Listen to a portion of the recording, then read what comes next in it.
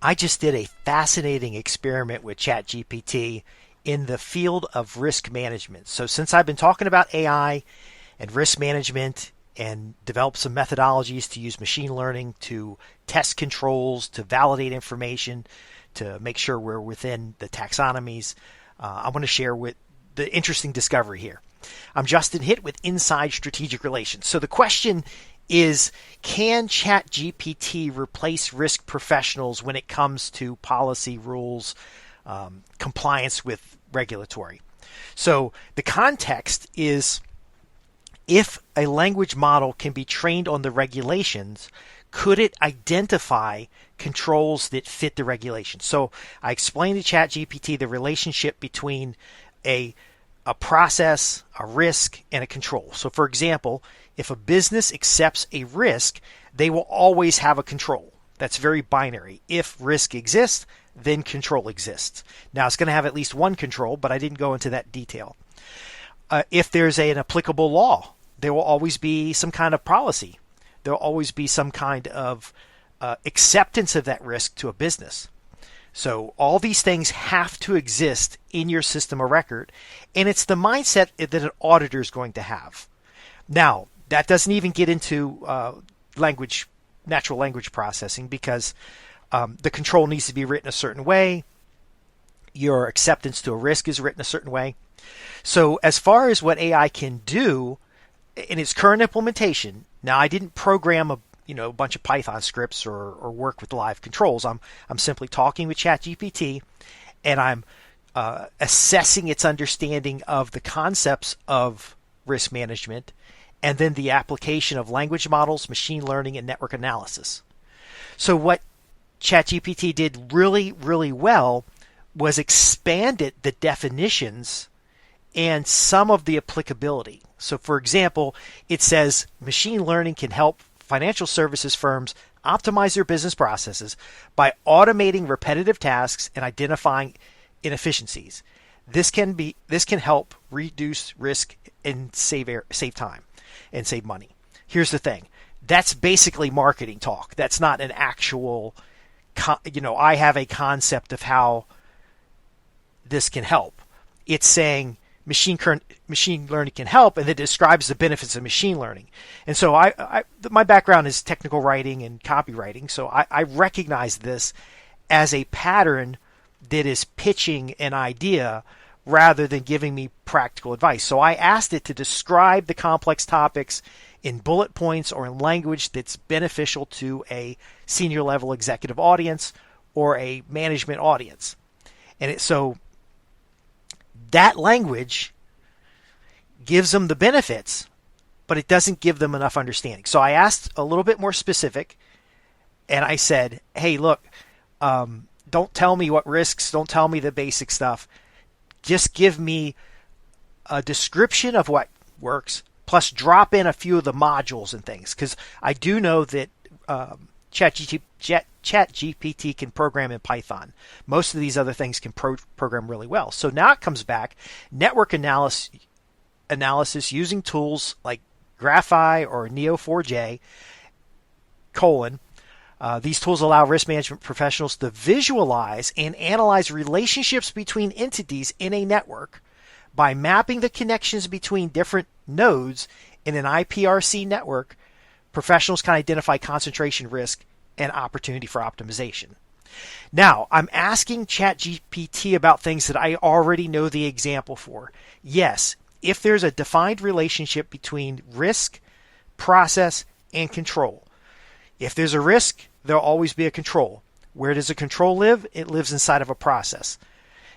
Is it possible to have a process without a control? Sure, but that process will have a specific deliverable or fit inside of a specific organization. It is able to convey the general concept of that, but not the practical application of that. So now I'm summarizing, probably an hour or two of going back and forth. But what's interesting about this concept, as we move further, it would have to be specifically trained on what is a policy in the context of the regulatory rules. So you'd have to train it on the regulations, then train it on the policies, then have it run down your system of record. Now that could be years of training. It could be a lot of horsepower, a lot of systems. What I couldn't get out of the AI platform was very simple approaches. So, for example, if you feed your system of record into a machine learning model, the controls already have ratings. They're either effective or needs improvement. If you train a what's called a binary classification, and you say, I want more effective controls, so these are good, and anything that's not registered as effective is bad, and then use a language model to recognize the who, what, when, and where of controls that are good, and then ask the system from the sample to look at all the controls in the environment that are in the system of record, of course, it should be able to identify those controls that are not good. So why would we want to identify what's not good? Well, that gives us a smaller scope of focus if we're going to do an RCSA program, or we're going to go in and do targeted control evaluations. And so that model doesn't require artificial intelligence. You can essentially use these Python scripts and a little bit of horsepower and get immediate focused results, versus what AI is describing here is that, it take a little while. We don't want to train a model. Another interesting thing that I found is that it would keep repeating back what I said. So I asked it specifically, in the context of COSO, ITIL, SOX, other risk frameworks, give me an answer, and it couldn't. It really couldn't. It doesn't know. Even when I gave it like network analysis, clustering, graph algorithm, heat mapping, natural language processing, it still didn't have that applicable connection. Now, of course, you get a room full of risk management people together. You get a room full of Python folks or machine learning folks or data analysis folks, and you're going to come up with a couple key scripts. Like, for example, if a risk changes, so the laws, rules, and regulations have changed, and that has caused a revision in policy or a revision in the applicability of risk, then any part of the enterprise that's tied to that needs to go ahead and rewrite their controls, or at least reevaluate their controls. So you could probably sit down in an afternoon with somebody to scan your system of record to find any modification to your policy in the last 15 days or the last 30 days. And that would be a trigger for the associated, and your network diagram will tell you about the associations, but for your associated risks that need to be looked at. And then when the risk is modified, what controls need to be looked at. So when I was doing major requirements, so major compliance requirements, we had a list of all these major requirements, and legal might call us up and say, hey, this is privacy has changed. California has a new rule coming out, and so we've adjusted the policy. Please review the policy. Now, AI won't help us review the policy. So I don't think AI, without a lot of training, would be able to go read the current version of the California Privacy Act, read all the privacy acts from all the other states, including the drafts, and then weight the drafts less than the approved items, and then come up with a control. I'm not confident that AI could do that. But what AI could do is, based on what is considered a good control, it can score any proposed control given to it, and it can do that at a scale far beyond what risk management professionals could do. It could also say, hey, out of all these controls, here are the groups that have a high probability of being impacted by this change. So it could do a bag of words, or it could do some kind of breaking down the policies, the laws, rules, and regulations, and then say, based on all the other controls in the environment, based on all of the other risk acceptance, based on all the other language in these business processes, where is there an overlap between the keywords? So there'd be like a circle that's all the keywords associated with the policy change or the laws change, and then all the keywords associated with all the processes in your enterprise, and then where do they overlap? That's where you're going to put your focus. So now, instead of a control changing because it's been brought up by the second line and they think they need to rewrite it because something changed in the policy, you can now talk to specific controls. Now, the behavior is going to be the same. If you give a business a list of controls and you say these controls need to be rewritten, they will rewrite every control just so it's different than what you gave them, because that's evidence that they rewrote it. It doesn't mean that they went down and did stratification, that they reevaluate their current process, that they verify that they actually use the controls. Now, different businesses will do it at different scale, but most of the time you give somebody a list of 75 controls and you tell them to rewrite them, they're just going to rewrite them. They're going to ask for the taxonomy, they're going to assign it to somebody, and they're going to rewrite them. But that doesn't make you have less risk. That's now just triggers control validations, control reviews. What if you could give them a list of the 5 controls that you mapped out and verified, or even better, you give them a concept of this risk is highly applicable to your environment. Do you accept it or do you reject it? And then if they accept it, they go through their controls and match what controls go to that and then correct those specific controls. There's now a selection process that has to do with relevance rather than the administrative process of, here, these need to be reviewed and rewritten.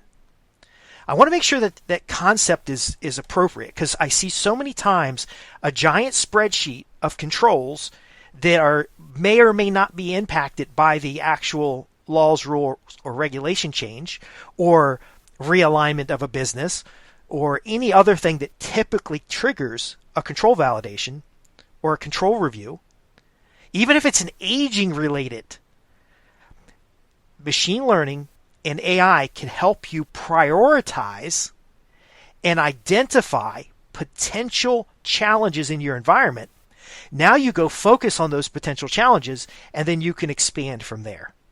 Okay, rather than starting with a giant pile of 70, 80, or 150 controls, you're now prioritizing and triaging within the RCSA process, assisted by a heat map, for example.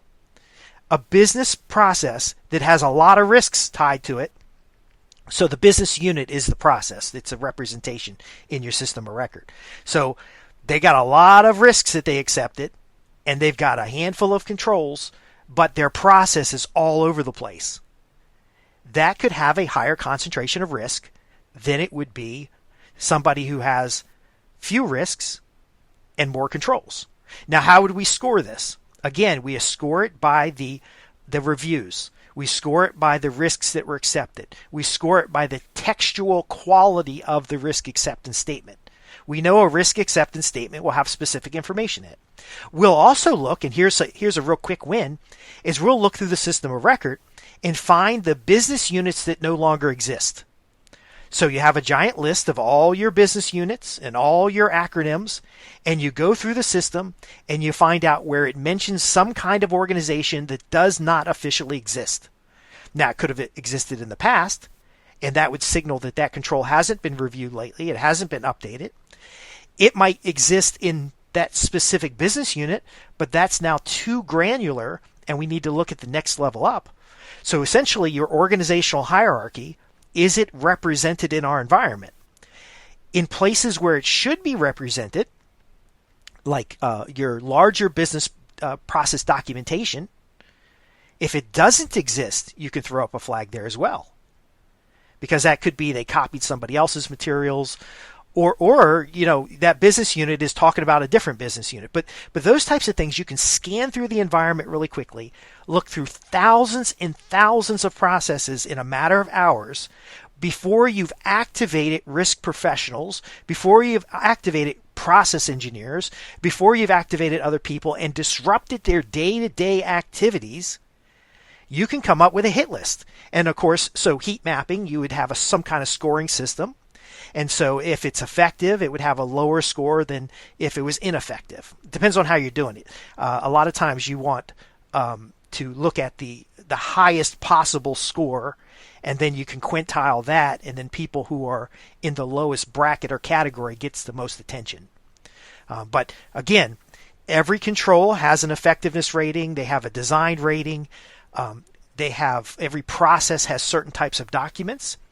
Every descriptive about business units are done a certain way. So, for example, if it mentions a business hierarchy, it's supposed to have an acronym after it. And then after that point, you can have the acronym. But if it lists a business hierarchy twice, then it's not well written. And then any of these quality measures of does this control contain what it's supposed to contain now becomes a score somewhere. Now, I recommend that you come up with 3 to 5 points of scoring rather than hundreds, which is potentially possible. I recommend you focus on just business process, so that would be, is the business associated with risks? Does the process contain controls? Do the controls match the risk? And so you can just do an integrity check in your system of record and save yourself thousands of hours of figuring out by hand. So while there is potential for AI to start helping us with those relationships, when I attend 8 hours of FTC model risk discussions and I digest that in my brain, or I'm reading consent orders, or I'm reading 40 policies and then trying to synthesize what are the expected controls, you still got to have humans do that, because you'd have to train a AI model. And by the time you train the model, the policies could change. And so it's not going to keep up as organically as a human can. But you can certainly use basic machine learning, like binary classification, like network diagrams, clustering. Are they mentioning something too many times in an environment and they don't have appropriate controls for it?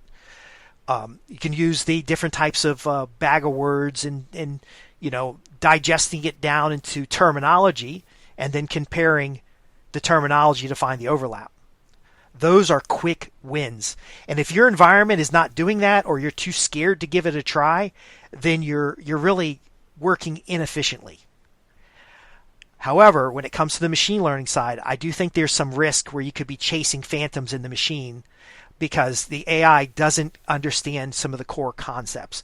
Now, yes, you could do some modeling, and you could develop the model of a relationship of risks to controls and businesses to, business process to controls and your hierarchy and stuff. But that would take so much time that you might as well just hire the humans. You can get administrative people who could do that faster, especially if they have some risk management experience. Now, the takeaway is, why aren't companies doing this? Now, I'd love to hear your feedback about how your organization, hypothetically or actually, are doing this type of thing, because I do believe this kind of machine learning is going to revolutionize the way we do risk management. However, the businesses that don't take action right now are going to be hit because a regulator can do this stuff as easy as you can. They could ask you for a dump of business processes, a dump of documentation, and they could run it through these platforms, and they would come up with thousands of reasons why they need to audit you more intensely. And so auditors already asked for the pile of documentation and the evidence and, the testing materials and the control details. Because AI tends to give an answer, not necessarily the right answer, it could very easily work against you if you don't already have this insight in your organization, if you don't already have some basic, at least integrity checking models on your system of record. Because this kind of thing is not as smart as it looks.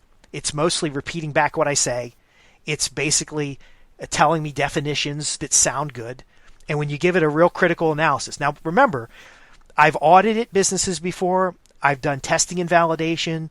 I've had to do audits and support audits with peers. We don't just do this by ourselves.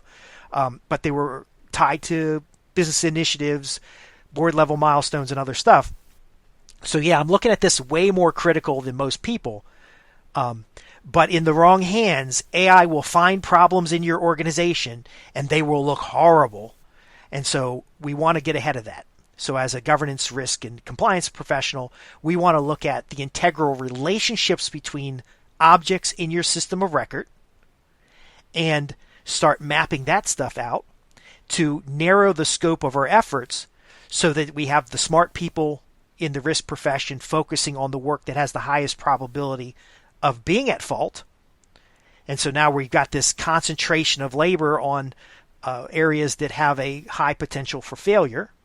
So even if you're just doing risk scoring, which we already do in spreadsheets, and just automating that, we're going to have a much better outcome. And you're going to be able to get, first off, not kill all your risk people by working them to death, but be able to fine-tune, classify, and focus the limited resources that we have on getting measurable results. Imagine your nightly batch runs through the system of record. Now, you've got to train people not to rely on the system of record and the AI scripts finding stuff, but really teaching people as well as the machines. I'd rather you train the people than train a machine model, because the people are easier to hold accountable. There's no black box, and we can talk about that at another time. But ultimately, a couple scripts that just run through the relationships, that look at aging, that look at concentration risk, that look at, they're referencing organizations that don't exist because the documentation's out of date. We've got to go in and do those things right now. Now, if you need help doing this kind of stuff, I am a risk management professional. I've been in the business for more than 10 years. I have experience at doing RCSAs, ARIAs, risk assessments, control testing, a lot of those environments. What I'm trying to do here is help syndicate some of this information. None of this is being done by an organization I've worked for in the past, by the way. And they very often shoot this stuff down because it's scary to them. But again, the AI is not ready for it. But in the wrong hands, because AI gives an answer, it's going to run up those fines. It's going to make crazy fines, and it's going to be able to take in large amounts of data set. And if you haven't checked the integrity of that data set, if your system of record's not clean, if your document handling is not clean, then it's going to be garbage in, garbage out. So again, I'd love to answer your specific questions. I'd love to talk with other experts in this field and area. This is the next stage. This is going to make everybody's life easier. And I do know that some of this stuff was secretly used internally. So I built scoring models and tools using spreadsheets, Pivot, MicroStrategies, IBM SPSS, and other environments. But the AI models, the machine learning models that exist right now, used the right way, are going to revolutionize your ability to get more done with fewer resources. So I can be reached through my website, www.justinhitt.com. That's JUSTINHITT.com. This particular newsletter is the Inside Strategic Relations newsletter, where we help you transform business relationships into profits and understand the relationship between the application of resources and the application of technology. Usually produces more profits. And you can ask questions about this newsletter at www.insidestrategicrelations. But if you're not actively leveraging at least the machine learning side here and building out check scripts and ways of checking the integrity of your environment, then you are already far behind and expect $100 million, billion-dollar fines to your organization as soon as they figure this stuff out, because there's no way you're going to keep up with all this documentation. I know for a fact that most organizations can't keep up with their basic RCSA, and it's just the nature of the beast. There's more regulations, there's more laws coming out every day. Laws change. Look at privacy laws, look at anti-money laundering laws, look at the enterprise from the global perspective. Anyway, thanks for listening. I'm going to cover more of these topics because I am writing a book called The Essentials of Risk Management. And you can reach me through the websites mentioned previously. I'm Justin Hitt with Inside Strategic Relations.